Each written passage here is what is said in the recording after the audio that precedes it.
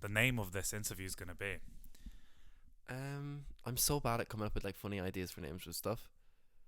Metropole presents Ghosts and Leviathans, The Interview. The interview. The Interview. Like it's like OK Magazine or some shit like that. Yeah. The Interview. Exactly. Like it's a photo of me like with my 4 kids like on the front cover, just looking really like morbid, like Yeah, I you know like when they haven't like take a break, when it's like the moment like her 3 wave and she's like, my husband was actually a lizard in a suit and I didn't know for 15 years. You just slowly walking out the co-op with like 3 bags and just like puffing away with a fag. Like, yeah. Welcome. Hi. How are y'all doing today? Yes, we are here to talk about Ghosts and Leviathans. That is me. That is AKA Matthew, Mr. Ghost, Mr. Leviathans. How do you prefer to be called? You can call me anything you like. I'm not particularly picky. Yeah. I like Ghosts and Leviathans, Matthew. But if you have something funnier or wittier to say, I'm also very partial to that. Definitely. Open for submissions. And we are here to talk about the whirlwind of an October that you're about to have. It's already started with the release of your first single, Tears in My Mouth. Yes. But before we get into that, we should know a bit more about who Matthew I think is. You're right. Who is Matthew?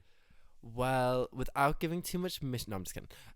Well, who am I? I mean, I'm Matthew. Hello. Yes. I've been making music since I was about 12 or 13 years old. I'm a piano player, music producer, songwriter, teacher, educator and moulder of young minds. So I do be doing bits. I be doing the absolute most. I think you take it a step and far and beyond, because apart from just making music, you're also teaching music, which just 10 times puts you into the field and educating people. It's really, really it's certainly like it's definitely something like I never thought I would ever be a teacher. Yeah. Like I never thought I would have the sort of disposition to do a job like that.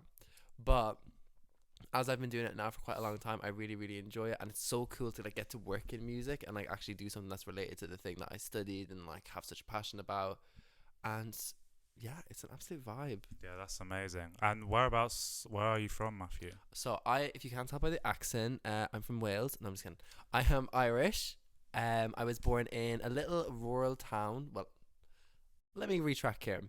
So, because I'm kind of lying to people and being a bit disingenuous. I was actually born in England. Scandal. Dun dun dun. My ultimate mystery, my ultimate secret has just been revealed to all of the people.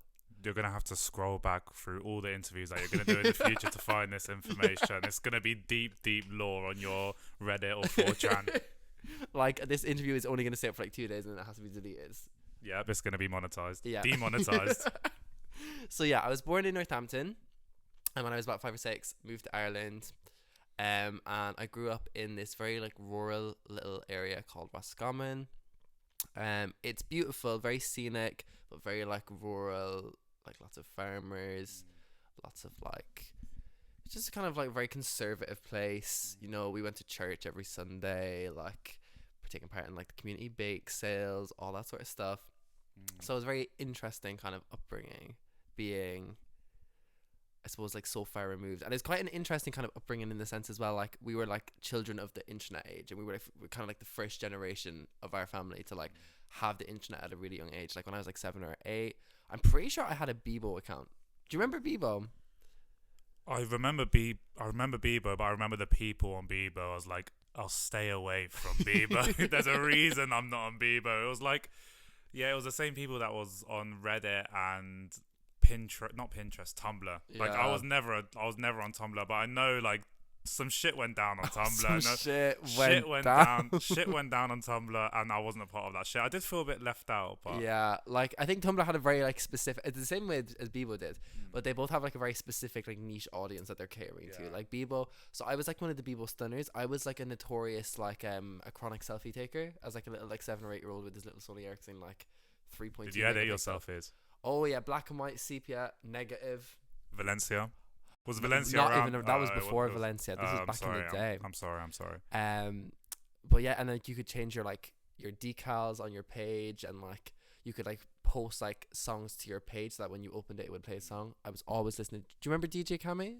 No, I don't. No. These were like these like Alvin and the Chipmunk like pitched up remixes of like Clubland songs. Yeah. I was absolutely obsessed with them, and they always like on the YouTube video it always had a slideshow Okay. of like just different supercars, Wow.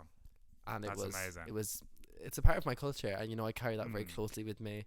But then like Tumblr is the same, but it's like a totally different niche. Like it's very much like sad bitches with blue hair who listen to like Arctic Monkeys AM. Yeah, that's And, very like, much what I had in mind as well. Yeah. So do you think like a mixture of those two social medias and you growing up on the internet age led you to make the kind of music that you do today?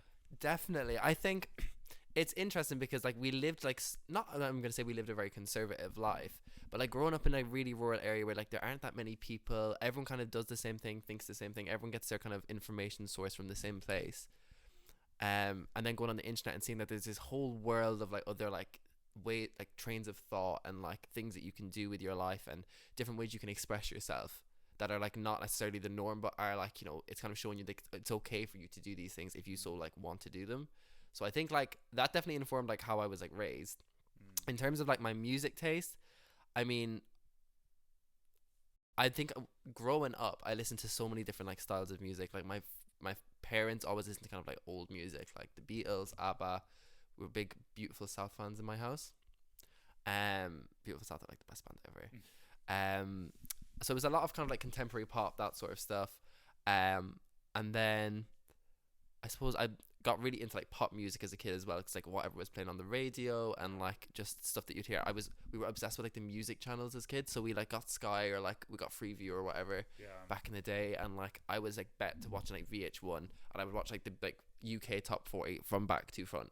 40-1. Yeah, absolutely, every single one. And I would every week I would try, like, even though I would have gone on the website in the morning to check. I used to check to see when the charts came out to see who was number one. Oh, no way. Like I was like bet into it. Did you ever watch the UK Top 100 episodes? No. It was a very, very rare thing, but it was a fat day it took up of just every single music video, every single song. You'd like? I think we try and do it. We should do like a reaction video of just us sitting through 100. Yes. Songs. I would love that. Like a very specific like time period as well, like 2007, 2008 kind of music. Yeah, we stick to that. So, yeah, you grew up in that time. The kind of music you make, it was inspired by. I think it was very much inspired by like, as I got older. Yeah. I started off listening to like a lot of pop music, club music, that sort of stuff. And as I got older and Spotify became a thing, I suppose Spotify was a massive catalyst for me, because obviously like you could go into it, and then when you go into a certain artist, it would be like, well, other people who listen to this also listen to this. And I used to go on these like deep dives of Spotify, like, and I would be there for like 4 or 5 hours just like picking like the most like obscure person I could find. Yeah, the deep rabbit holes. Exactly. The rabbit holes, yeah. And I would always have like I would kind of go through phases of different genres. So I had like a period where I was really into like I don't even know what the genre is, but like emo, punk, like Pierce the Veil, all that sort of stuff. And I would go on these deep dives and I would like follow all these different bands. And then like I was really into like EDM, like Dutch house, progressive house, like back like the Afrojack, David Guetta kind of period. Yeah. And I would go on these deep dives. Like, do you know Spinning Records? Yeah. I used to go on the YouTube page and I would listen to every single video one, yeah. and I knew all of them. Like I was absolutely obsessed with them. Wow. So I think like that kind of like, when I first started making music, that really informed the sort of music that I made.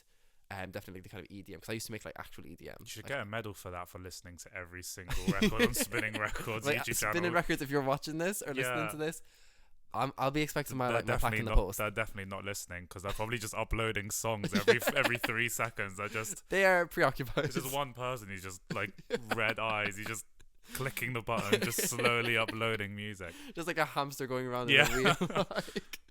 Oh my gosh. So that was definitely like informed like when I first started making music. Yeah. And then I discovered Lana Del Rey, and obviously as like a 14-year-old little gay boy, of course, discovering who Lana Del Rey was, like that has like it altered my brain chemistry. I'm sure any other like little gay boys who are watching this or listening to this can relate. The effect that listening to Lana Del Rey on your brain at that age is like unbelievable. So then I started making kind of like more like slower, kind of more like hip hoppy, kind of like whatever you would want to like define Lana Del Rey's music as. I was trying to kind of emulate that. So that kind of inspired it, and then as time kind of went on, I suppose as well, like this would have been when I was in like secondary school. I was probably like nearly finished secondary school, like 16, 17, and I came across like PC music for the first time. Okay. And it was like Sophie, Hannah Diamond, and I remember being on this school music trip, and we were on the way home, and I was sat with my friend, and I just like I must have put in like an earphone or something, and I came across the song. I must have hit it by accident, and that's how I found it. I was just like, it was Hannah Diamond High, which is like the most like, it's such a weird song. Like it's very much like she's like, I like you, can I see you at a party, dun dun dun. Like it's very like very cutesy, but I was just obsessed with like the whole like style and how it's like, I was like, this is so artificial, it's like beyond fake, but like it's weirdly like sincere. And I was like, I think this is kind of like what I want my music to sound like, or like the kind of like I really like understand this aesthetic like emotionally. And I was also really obsessed with Frankie Cosmos.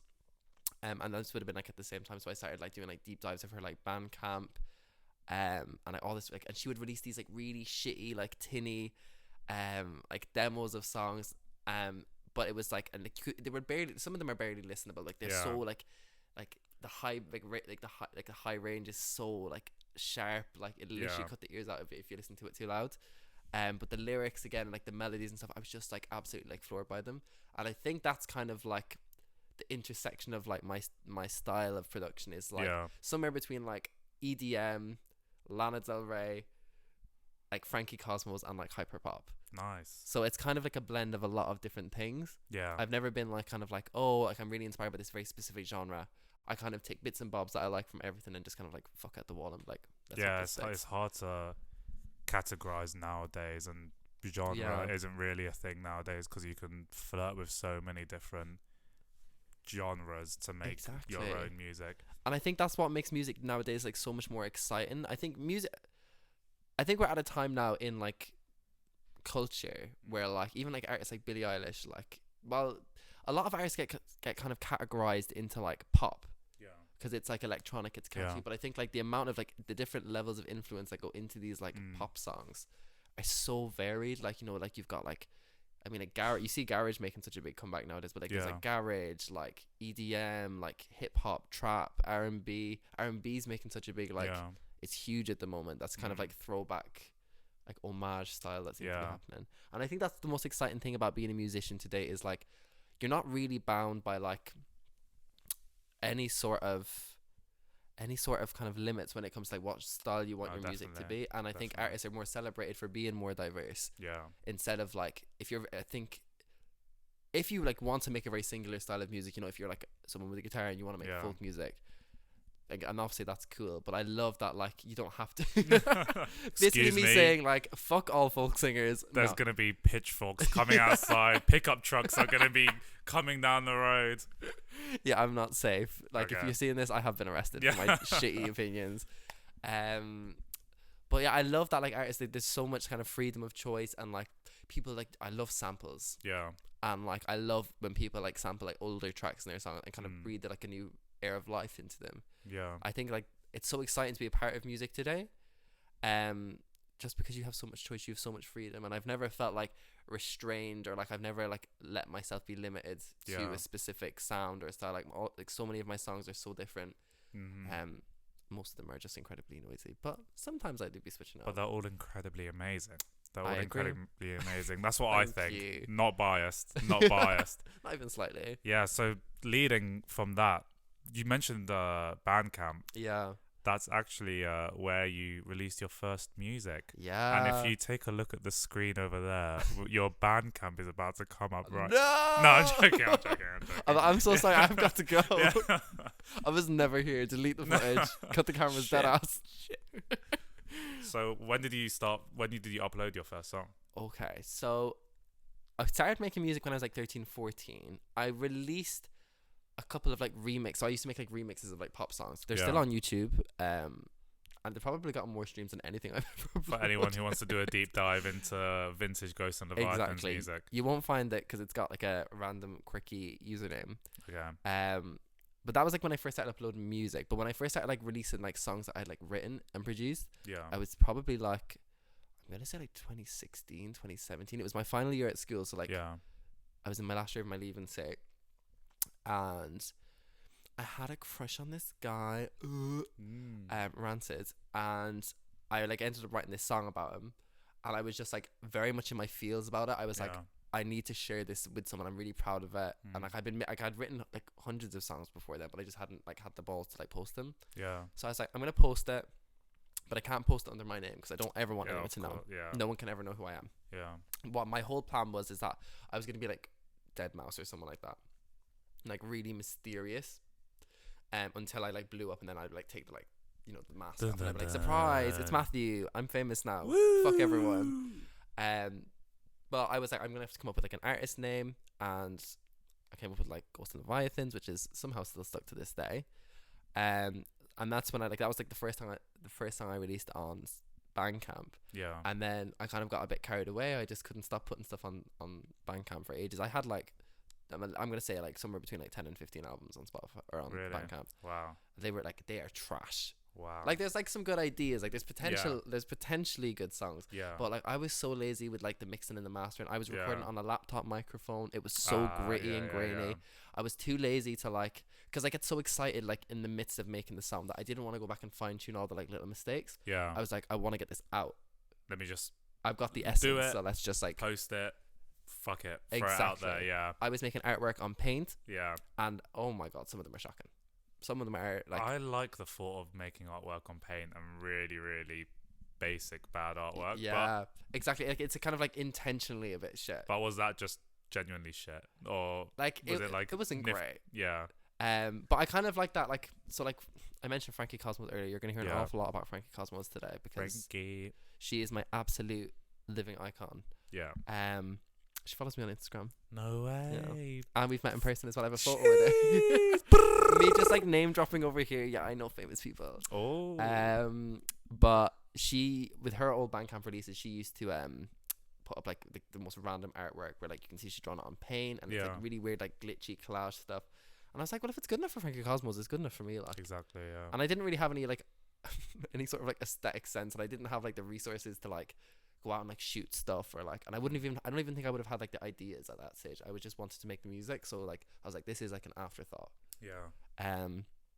But yeah, I was making music on Bandcamp for ages, and then I moved to SoundCloud, and I would drop like a lot of singles. I dropped some like demos and stuff, and then eventually in like 2020 I moved over to Spotify. I think like I put off putting music on Spotify for such a long time, because it felt so like final. I was like, this is like a polished product that I'm bringing to like an audience. Yeah. And I was like, the stuff that I'm making right now, I don't feel is good enough to be kind of on that platform. Yeah.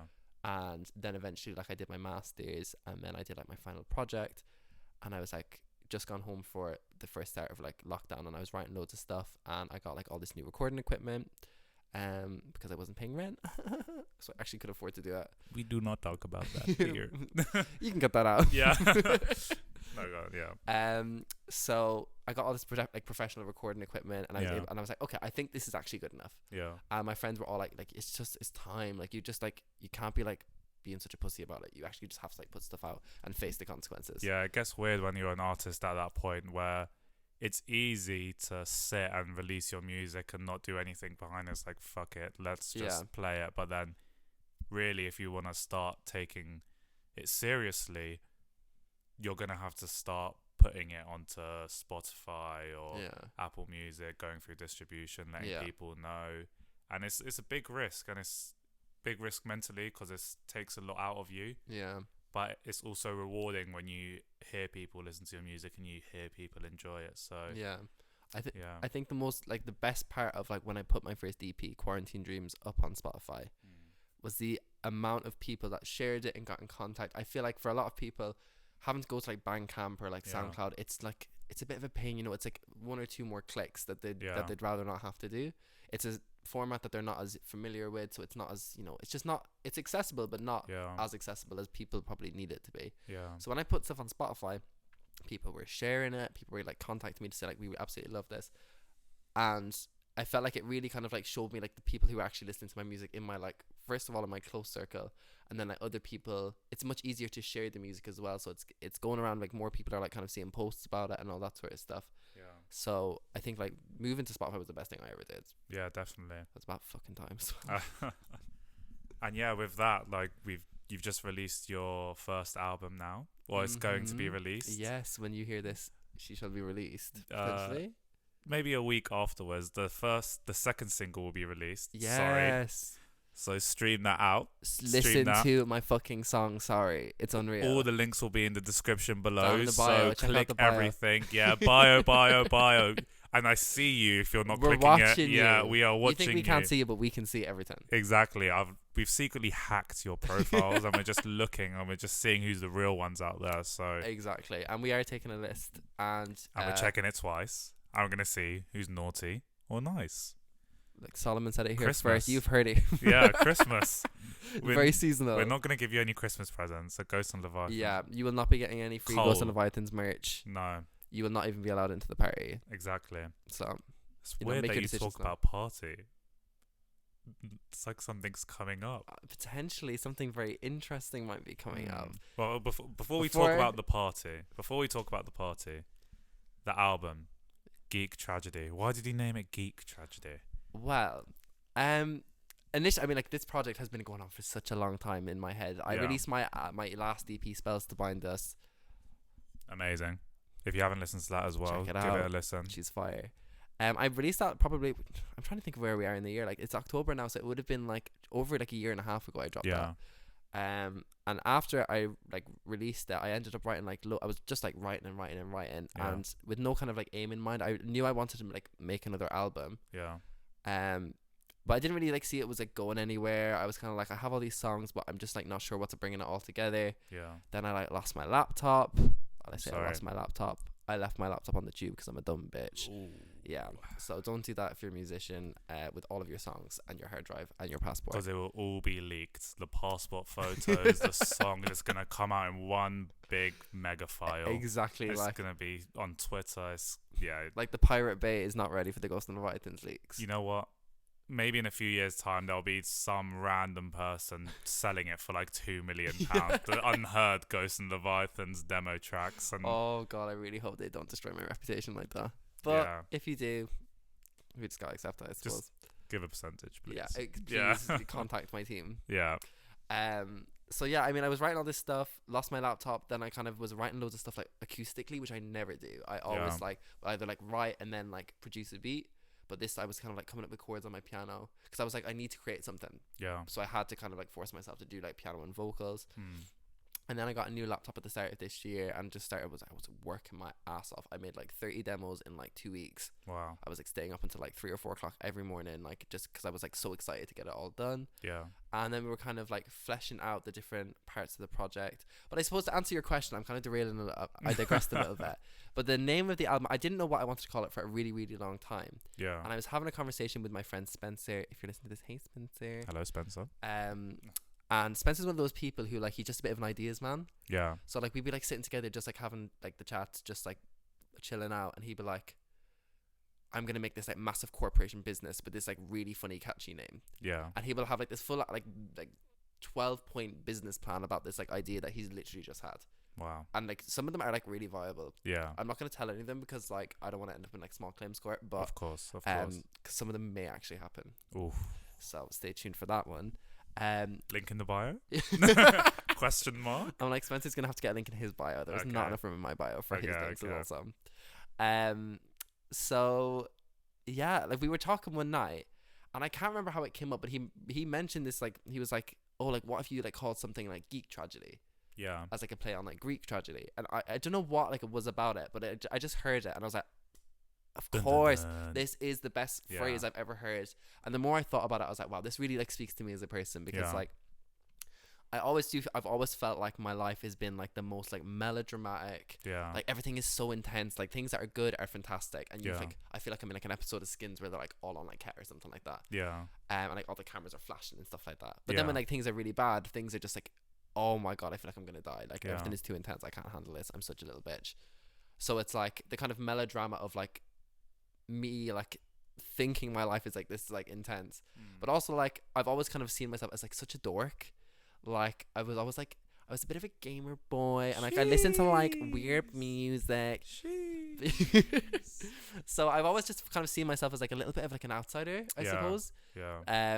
So I thought like even like just like the idea of geek tragedy. It's like it's a bit dorky and it's like sad, but like it's like sad, but also just like it's like sad.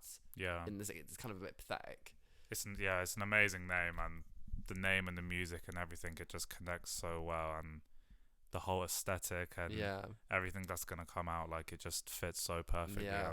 I'm super excited for the album. Yeah, it's been like a really it's weird how it's all kind of come together. I feel like quite at the last minute though, like in terms of like when we did like the shoot for the album and like music video, which we will talk about in a bit. Yeah. And all the different like pieces of the puzzle like kind of came together, but they didn't come together until I had the name of the album. Yeah. And that was when I was able to kind of say like, oh well, what sort of like visual aesthetics do I want to incorporate into this project, and like what songs are gonna like kind of present best like the themes that I want to talk about, or like because I now have like a center point, and like what do I kind of want to use to like fill it all out. If that makes sense. Yeah, definitely. I'm super excited. I heard you say something about a music video. Is there potentially maybe question mark? We'll keep that on the down low for now. We'll keep it on the down low. And as well as your music video, we also have a party. Yeah. We have a Halloween special party. If anyone's listening, this will be the first you're hearing about it. Yes. There should be ticket links in the bio as well. So if you want to grab tickets to that, the bio is going to be stacked. It's going to be a stacked bio. Yeah, you're going to have carpal tunnel from flicking through all of the different links in my bio. Do you understand? The mouse wheel is going to be running by itself. It's just going to be page 1 trillion. So yeah, but like the gig is very exciting. I know, album release party. So yeah, so we're celebrating my album release with a little concert. My friend Izzy Grace will be supporting, and we've got some other support as well. We've got a little DJ coming in. Yes, one more to me, Francesco, flying in from Italy. Look, we got the international girlies on board. This is so exciting. It's gonna be amazing. It's gonna be really, really good night. Halloween. We're all gonna dress up. Yeah. This would definitely be an exclusive. Oh, 100%. If you found out what you're gonna wear. Oh, I haven't figured out. Yeah, I was just about to ask you, what are you gonna wear? I've got it sorted out. Oh my god, you're so organized. I've got it sorted out. The order went in on Amazon this morning. Oh, this is so exciting. Can you like share the information? Or it is a bit corny. It's a bit corny. This is a safe space. It's like a not a zombie, but like one of those jocks who's got like a baseball bat. Because I love that. Yeah, and he's gonna have like blood on his face because we're gonna have a artist there as well. If you want a cheeky splash of blood there, or I will be getting that. Yeah. Yeah, so that's my exclusive drop that I have to give to everyone. Yeah. But I think if you said what you were gonna wear, it would be a bit more exclusive. I'd have like a few ideas. Yeah. And maybe I can share them with the audience, and you guys can let me know if it's absolute garbage. A poll in the bio. A poll in I can't. I really wanted to do something like kind of as a play on like the actual like the outfits used for like the music video and for the album. Yeah. So I really wanted to have something that was kind of like a little schoolboy outfit. Yeah. But like it's like schoolboy gets murdered. Yeah. So it involves a lot of blood. What can I say? I have some very unique interests. Yeah. But yeah, kind of like schoolboy tries to make it to school on time, gets absolutely slashed up on the way there. Something like that. I like that. I need to flesh it out a little bit more. But I never get dressed up for Halloween. I'm so bad at getting dressed up. For, like I'm so bad at like coming up with ideas, because I'm like I can have the picture of what I want it to look like in my head, but I have no artistic execution of the outfit. None at all. Like, I have no technical artistic ability. I know it's easy just to get sucked up on Amazon and order it like for 30 quid on Amazon, and you come out looking just like a blob. But then you have this image of you just looking like, wow. Like look at what this person's wearing. That's fucking slaying. And it's just me just in like wrapped around with toilet paper like I'm a fucking mummy. No, so. Exactly. Like, you know, like when you get the this is kind of like a segue, but I remember seeing this like meme of like a Halloween costume. Yeah. And it was like the absent father costume. And it was basically like this, like, it was like a ghost sheet essentially. Yeah. And it was like featuring like, you know, the like shadow of your father as he walks out the door, and like the pack of cigarettes that he said he was going to get and never came back with. Wow. And I just Thought very deep. That's so very dark. deep. It's just like a sheet that you can't see anything, and just like a hand with cigarettes just levitating next to you, and like milk as well. Cigarettes and milk. That would be quite dark. That would Honestly, I'm not saying that I would wear this for mine, but Yeah. you know, if anyone else needs an idea, you feel free to take that one. You can definitely find this online You'd somewhere. have to make an invisibility cloak, which might be the hard thing, though. Yeah, I feel like technically it might be difficult to source the materials necessary to create such a Yeah. technological device. Maybe just dig to the center of the earth or something. If you've got some spare time, go to your local beach and just make a big make a big hole and just carry on digging. There might be a invisibility cloak at the bottom. Absolutely. And then you can come to the gig and like tell everyone your story, but Oh. don't be, you know, raining on my parade too much because it's my show Yeah, and you're there to see me. we might ask the bouncers to take it off of you and kick you out if you come in an Yeah. invisibility cloak. And we will have it. Yeah. We will bring it on stage and it will be mine forever. And thank you in advance for the gift. I'm really grateful. Thank you. Yes. Thank you. Thank you. So yes, so we've got the gig coming up. You've got the album releasing the day before on the 28th of October. So everyone should stream that as well. Go listen to it. It's so fucking good. I know. It's not even like, it's easy to say it's good when it's like a friend releasing something or Yeah. someone you know is like, yeah, it's really good, but it's genuinely fucking amazing. Like, it's like a world, and just dive into it. Put your headphones on, listen to it. Yeah. She requires like big headphones or like the biggest, bassiest speakers you require, like you Yeah. own. 'Cause Definitely. She's loud as fuck. Yeah, we have to do something in the future where it's just 50 trillion speakers just blasting tears in my mouth. Just everyone's crying and weeping. You know, like the scene from The Simpsons where Bart has like all the speakers Yeah. And Oh, then yeah. and then just have like tears in my mouth, like just blasting through it, like smashing all the windows. Pretty much. That is the dream that I have for that song. Yeah. So, yeah, what else have we got to speak about? I've got swirlies drawn on my piece of paper. Oh yeah, another thing. I know you hate this question, but I do get asked it quite a bit. How did you come up with the name Ghosts and Leviathans?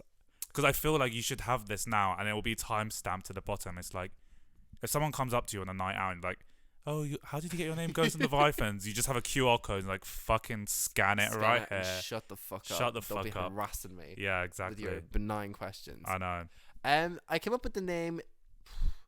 This is so cringy. I'm gonna be really honest. I'm gonna be really honest. I hate being honest, but I'm gonna try my best. Yeah. So it used to be my old Tumblr username, and Yeah. I can't really remember how I came up with like the ghost part, but I used to be a massive Ratchet and Clank fan, and there was one of the like monsters that you would fight on it was Yeah. like, it was called like there were these massive like scorpion things with like legs, Yeah. and they were called Leviathans. But I Yeah. just love the way that the word sounded. I think it's such a nice word. Like, it's pleasing to say. It looks cool. Yeah. And I didn't know what it meant at the time. I just thought it was like a thing that was made up for this game. So I was like, grand. But I googled it, and it turns out it's like, it can be like, it's like any sort of like, it was like a biblical sea monster, or Yeah. like any sort of like large like what's the word I'm looking for, like otherworldly creature. Yeah. And I was like, I just think that's quite a cool idea. And like, so the Ghosts and Leviathans, I was like, it's kind of like, it's a bit spooky, it's a bit like ominous. Yeah. And I don't know, I just like the way it sounded. No, And yeah, I never, like, definitely. there wasn't any like sort of like really deep, like, you know, like the ghost represents the like Yeah. ghosts of my past. And the Leviathans represents the demons and battles that I'll go through with all the mystical beings that I don't even know in the future, because the future is so big and powerful that they just represent these demons that I'm not going to know for certain. I'm just really into like religious iconography. Yeah. And, you know, I just wanted to, like, it's nothing like that. I'm like, the word sounded cool. Yeah. I was a very angsty teenager and Yeah. thought I was very interesting, but that was it. And the name, I just like kept the name. I never like thought to change it because I was like, Matthew is like, or Matthew Dean is just like, that's my full name. Don't be doxing me. But like, I would never like, if my name was like Matthew Dean, I'm like, that's such a shit name for an artist. Yeah. And like, Well, I'm not saying like. you're like, yeah, you have the world's shittest name. Yeah, Matthew. you have the worst name in the world, Matthew. It's like, you know, when the interview is just going, yeah, all the time. You've got the worst name in the world. Yeah, Yeah. you do actually. You Yeah, have a really- 100%. I agree with Yeah. everything that Yeah. comes out of your mouth. No, but yeah, it's Ghosts and Leviathans is an amazing name. It's Thank you. very unique, very cool. That's why I was like, I feel like it's a unique selling point as well. It's Yeah. like with a bit of a daft name or like a bit of like a more out there name. I'm like, I also like that it doesn't kind of like give too much of me away. Yeah. Like I feel like with like modern, like making music in this current like time Yeah. period, you know, like this whole idea of like the celebrity as well, like you Yeah. have to be kind of like, you know, very like active on social media, like always like Mm. spouting opinions and like going on live streams and like talking shit about other people, and Yeah. you have to give so much of your own personal self away. Yeah. And I like that, like in like by kind of having like a persona or kind of like just having like a different project name, Yeah. I get to keep some of my like anonymity. Like not that I'm like trying to be anonymous, Yeah. but I like that. For me, it's always the most important thing is that the music is like the focal point. Yeah. Like I am kind of just like the person who makes the music, and that's kind of like a what's the word? That's kind of like a battle I have as well. Is like half of me really wants to be that like Doja Cat who like goes on like random like fucking live streams with random people and just says like dumb shit and like always kind of like talking and like telling people my opinions, like things in my personal life. Yeah. But like I also like do like value my privacy a lot. Yeah, it's different in different bubbles and how you live. Like it's easy for her to do that. If you was to do that, then, or if I was to do that, you just have someone coming up chatting shit to you on a night out, being like, "You said this. You was drunk as fuck, and you was on Instagram Live saying this." Like, yeah, I mean, I'm just so unique. Like, I was saying it to my fans, you know, not you. Like, why was you on my live? And it's just, yeah, it's different. So like different. It's like the kind of, in like an ideal world, yeah, I wouldn't have to like, how to put it, I wouldn't have to like advertise myself and not like kind of like make like a character or a person like out of myself to be like a sellable, as like a gimmick to sell my music. Yeah. Like I like the idea of like artists, like I love like Dodie Clark, who like really came up on like YouTube like back in the day. Yeah. And like was like known for making like little vlogs, and like she would talk about like her mental health and stuff. Yeah. And her music kind of grew out of that. She always made music, but people really liked her because they knew a lot about her. But it was very natural. It wasn't that like, you know, she was trying to like say controversial shit to like stir the pot to get like more. Yeah. So like I would be open to the idea of kind of like being more open and like sharing more. But I also do feel like my music kind of speaks for itself. Like in the sense definitely. that like my lyrics are very autobiographical. If you want to know anything about me, just listen to the song. And like it's not like, you know, you're not trying to crack the Da Vinci Code or anything. No, you know, 100%. 100%. Written in black and white on the page, like. Literally. Like, yeah, it can seem so mystical when you're just reading something or you listen. It's so easy nowadays just to listen to the first 30 seconds of a song, right? Yep, I listened to it. Thank you. Bye. Yeah. Really just dive into it, listen to the music, and you'll get the answers you seek. Exactly. Like if you want to know anything about my personal life, like just go to like verse 2, chapter 1, Tears in My Mouth, and that pretty much explains everything about me as a person. Or go to any of the other songs, and maybe secretly you've just been giving out your home address and all your personal information, your credit card details. Like I remember there is one song where you just go 493647 and you just say your whole sort code and your account number. If you just rearrange it in a certain way, then boom. Exactly. Like if you listen to any of the reverse vocals, you've got like I've got like Illuminati coding in it. I've got the details of all the people who've wronged me, like their addresses, like their like brothers and sisters' names.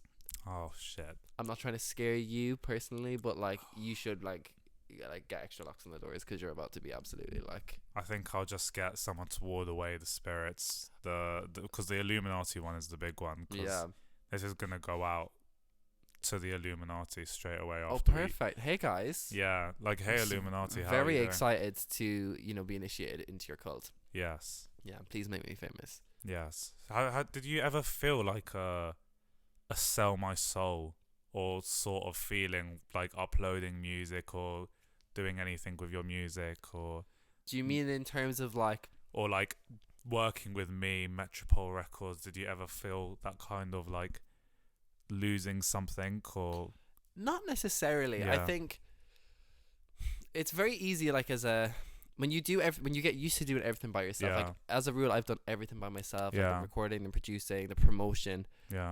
I think you develop this kind of like defense mechanism where like you want to be in control of everything. Because you've worked with a lot of really cool people on this record, and it's like at the end as well we'll have another bio like shouting out people as well. But you've worked with some really cool friends, some really cool people you've met. So exactly, it's like how have you felt just giving your music like to certain people and just saying, hey, I'll work on this, please? Yeah, I think like initially I found it quite difficult. Like I do have like such a thing with control when it comes to my music. I don't want to I don't take criticism or like even like constructive criticism, I don't take it particularly well because I'm like, this is what I want it to sound like, and I think it sounds good.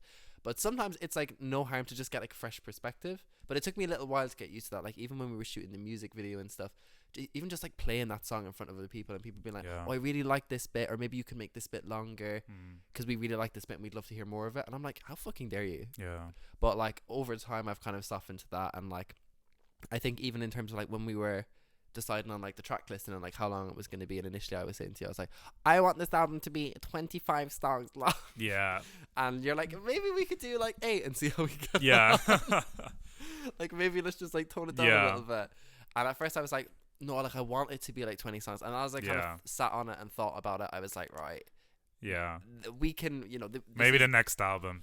Like exactly, like with this I'm like kind of like willing to like look at things from other people's perspective and be like, whereas before I don't know if I would have been able to do it before. I would have been like, fuck you, like this is my music, this is my shit, you don't get to tell me how to like record it or produce it or like whatever. Definitely. But that's like that's a process, and I think it's a process for all creatives, even outside of music, learning to collaborate with people. And like I think because I assume a lot of the time that like people don't have my best interest at heart. I think they're like out to kind of like take over or like try and change something about it. But I think just kind of being able to like work with people, like I've been really fortunate to work with like such lovely, like encouraging and like kind people who like aren't necessarily, have never tried to like take anything away from me. It's always like trying to work as best with me 100% to kind of create the best product possible. So that's been, I mean, it's been a learning curve, but it's been, I think it's been like definitely like something that's like benefited me greatly, because otherwise like I would still be just be making shit in my room, like nobody fucking talk to me. I don't want fans, I don't want anything. Just I just a want cover sad over music your until head. I die. Exactly. Just a bedroom cover over your head, just making music. It's like, this is my stuff now. Like turn into fucking Schmeagol, like honestly. My music. My precious. That's not Schmeagol, I don't even know. I don't know what that was. I thoroughly enjoyed it though. Yeah. And I think you should talk like that for the rest of this recording. So to wind up now. I don't even know what. Cheers. Gonna grab some beers at 10 a.m. the time that we're not filming this. But yeah, this has been a lovely conversation, Matthew. Thank you for having me. Thank you so much for coming. It's been we've been speaking about it for a while, and I'm really happy to have you here. It's very very exciting to be here, and I've had such a lovely time. It's very nice to like be able to talk about my music, but like in a professional way. I'm trying really hard to be serious. Because usually when I'm talking about shit, I'm like, oh yeah, I made an album. Doing some of my work at, and like, but this has been really, really nice. So thank you for having me. Your beautiful home. Thank you. Met my mother as well. Oh my God, Soloman's mum is an absolute legend. So yeah, if you decide to come to the gig, we can have impromptu talks. We can all speak. You can have a live meet and greet with Matthew, with Mr. Ghost and Leviathans. Absolutely. So I am the most fun ever, but you have to buy me a drink first. Exactly. I don't do anything for free. So thank you very much for watching. Hopefully the video has not corrupted already, because that's what I'm worried about. It's like we have to do this all again. No, I don't have any more thoughts to give anyone right now. My brain is just gonna be like, I'm gonna be a robot just standing and just walking. I was like, just like comatose against the couch. Just log off. You know the Windows log off music. And it's just, that'll be it. But yeah, thank you everyone for watching. It'll be everywhere. Link in the bio. Check everything. Go listen to my new album, Geek Tragedy. Geek Tragedy. Adios. It's a slay. Bye bye.